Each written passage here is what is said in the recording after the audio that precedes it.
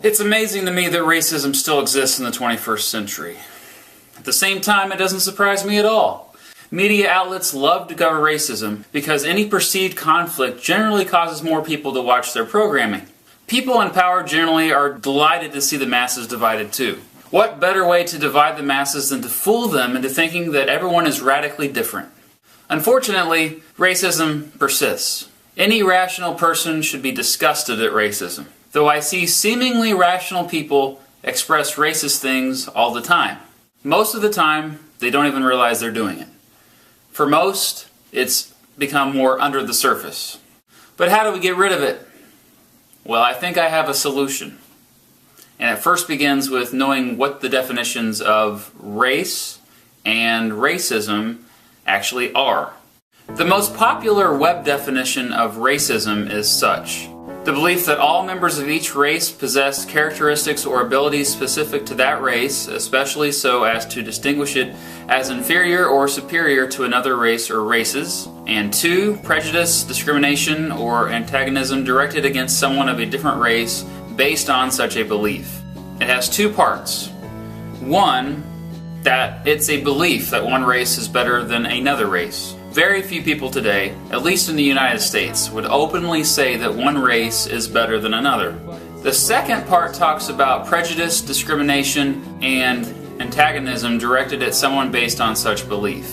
Here the belief potentially becomes an action. Prejudice, which nearly every human being who exists has been guilty of at one point or another, is fairly common, not only with race, but with things like age, socioeconomic status, gender, and sexual orientation.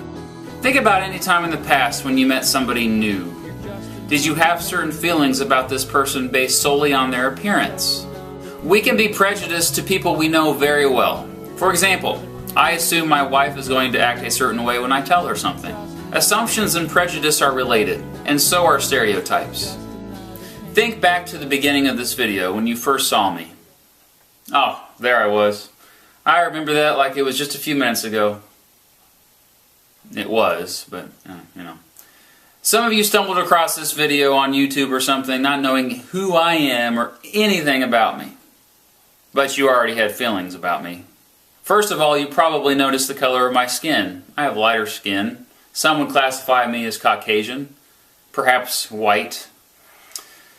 You probably had feelings related to this, especially since the name of the video was How to End Racism. Also, you probably noticed my haircut, or my glasses, or what I was wearing. You were probably judging me from the very start, without truly knowing anything about me. Then again, some of you watching this video know me very well, and perhaps you can predict exactly what I'm going to say next. Yeah! Discrimination is something my students confuse with racism all the time. They think it's the same thing. Well, it's not. Discrimination is the unfair treatment of a person or group on the basis of prejudice.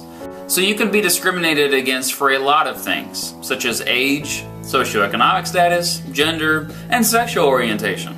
Fortunately, discrimination on the basis of race in the United States today is rare, at least blatant discrimination. Discrimination that's under the surface does persist. The best example I can think of off the top of my head is hiring practices. It's not legal, but again, it's usually under the surface. Remember, it wasn't that long ago in the United States that de facto discrimination was legal based on race. De facto discrimination meaning it wasn't legal technically, but it still in practice happened. Antagonism might be the simplest part of the definition of racism to understand. Basically, if someone acts out on their beliefs about racism, that's obviously racism. This seems to be the most rare today, but it does exist whether you see it or not. The last documented lynching in the United States that was brought on by racism occurred in 1981. That wasn't that long ago, because I was born that year, and I'm not that old. But what about the term race? It's fascinating to me because it essentially is a term invented to make one group of people justify that they were superior to another group of people. It's troubling to see the definitions that show up for race when you do a search. Here's what shows up. The first definition, each of the major divisions of humankind having distinct physical characteristics. A group of people sharing the same culture, history, language, etc., an ethnic group. A group or set of people or things with a common feature or features. Notice how only the first definition mentions physical characteristics, which is the race that most of us think of. In particular, we tend to think of skin color. But how ridiculous is that? I can change my skin color by going outside in July for an entire afternoon, or messing with the visual effects in my video editing software, like I'm doing right now. See how my skin color is changing? Pretty nifty, isn't it? First of all, pure race does not exist, genetically speaking. We have good old science to prove that. The Human Genome Project, the international science experiment which attempted to map the DNA of every human being to ever exist, had one important conclusion: that race, as we know it, does not exist. They said different genes for physical traits, such as skin color and hair color, can be identified between individuals, but no consistent patterns of genes of the approximately 20,500 genes found in human beings exist to distinguish one race from another. There is also no genetic basis for divisions of human ethnicity. What's crazy to me is that there is absolutely no evidence that anyone even used the term race or anything like it before the Middle Ages. In the late 1400s and 1500s, it was the Europeans who first began to use the term to justify their enslavement of people that they encountered with darker skin pigmentation in Africa, Asia, and the Americas. What did they use to justify enslaving people with darker skin color? Passages they read in the Old Testament of the Bible.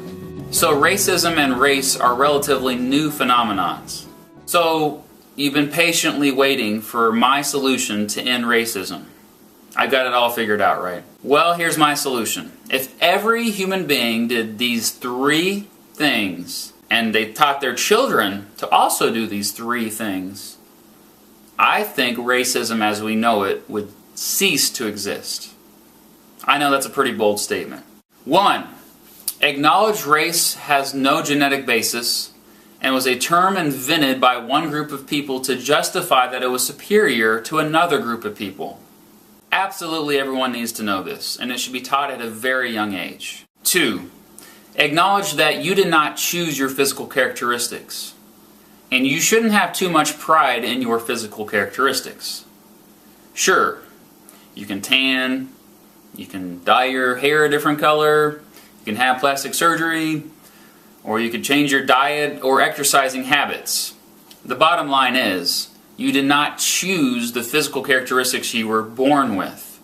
Isn't it silly to be extremely proud of physical characteristics you were born with?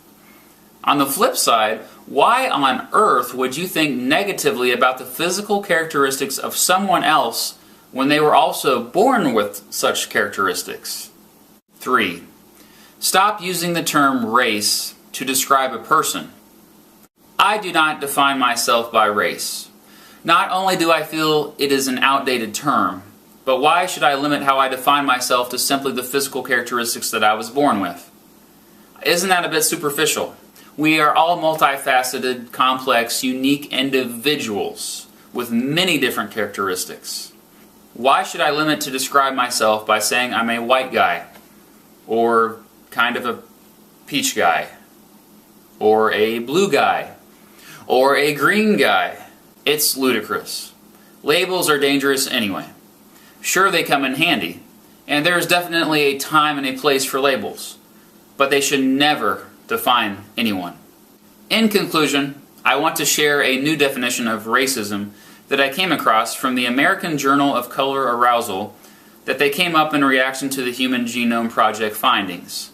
They said, a racist is a person, organization, or institution continuing to believe in, advocate, perpetuate, or passively accept the proposition that there are separate races among the human species, in spite of all of the well-known Human Genome Project evidence that separate human races do not exist. So there you have it. The first thing we need to do is to educate people that there is only one race, the human race. Thanks for watching.